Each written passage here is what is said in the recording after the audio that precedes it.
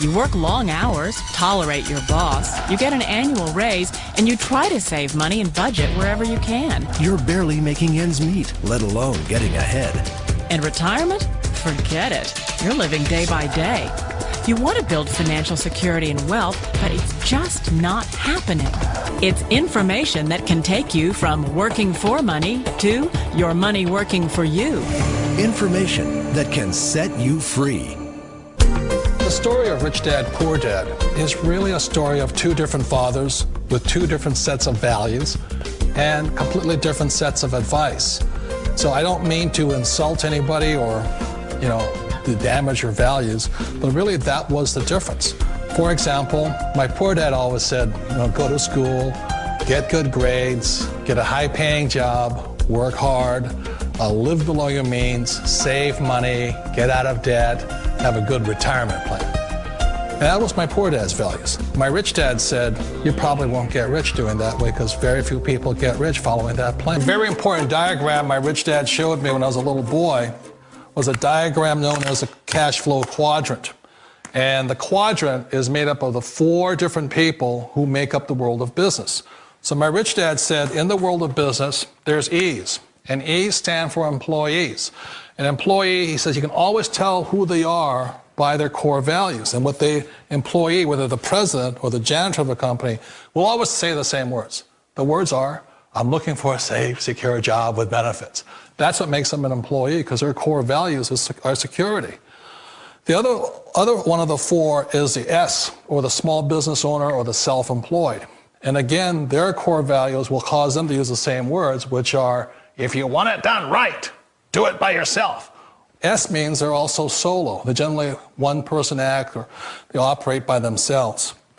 On the right side of the quadrant are the B's. And what Rich Dad said the B stood for was big business, or like Bill Gates.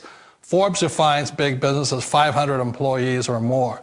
And their words are different. They say, I'm looking for a good system, a good network, and the smartest people I know to help run my business. So they're unlike the S. They don't want to run the company by themselves. They want smart people to run their companies for them.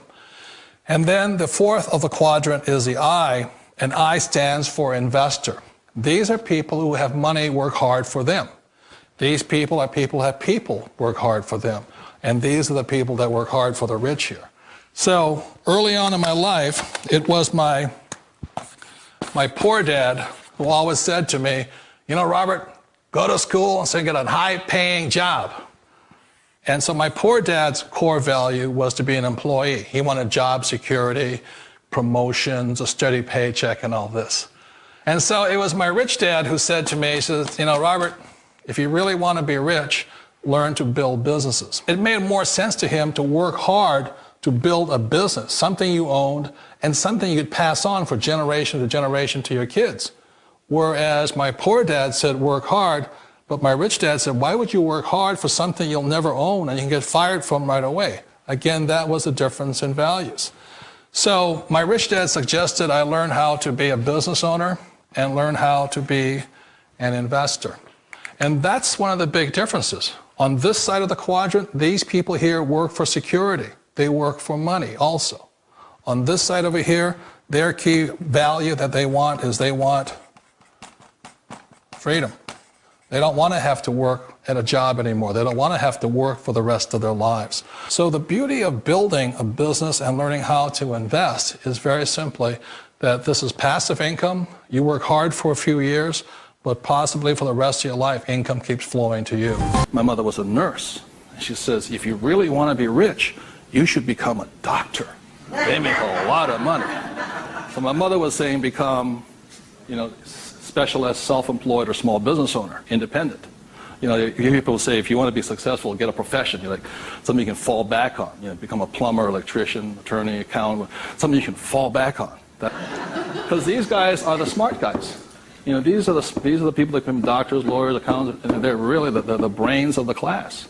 My rich dad said to me, Robert, you make a lousy employee. You can't follow orders. You don't like sitting still. And you're not very smart. I said, right. He says, you'd be very good over here. He says, because these guys aren't that smart. And that's the truth. That's why some of the richest people on earth are over here, because they're not smart.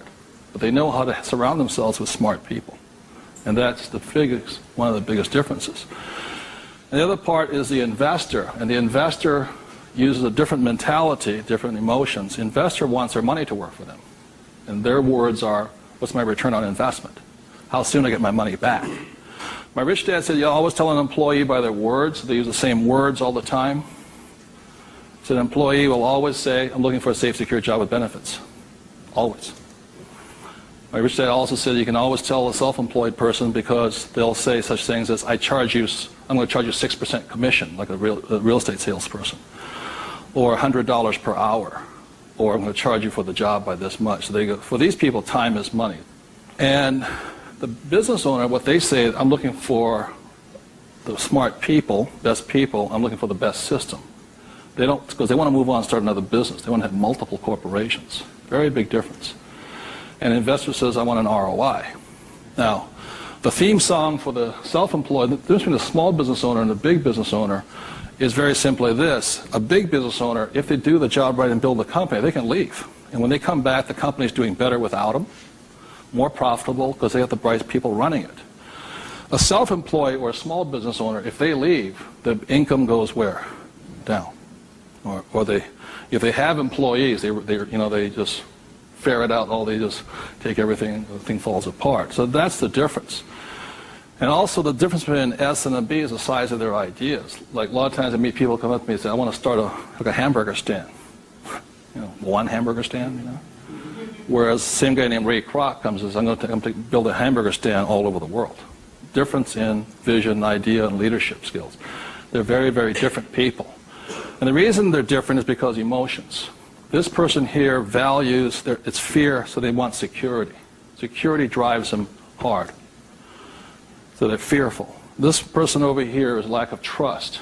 And these guys are highly specialized. They're also the most satisfying, because they have their own time, their own life, and all this. They're very happy this way, but it has its limitations also. Over here, it goes unlimited, how much you can earn.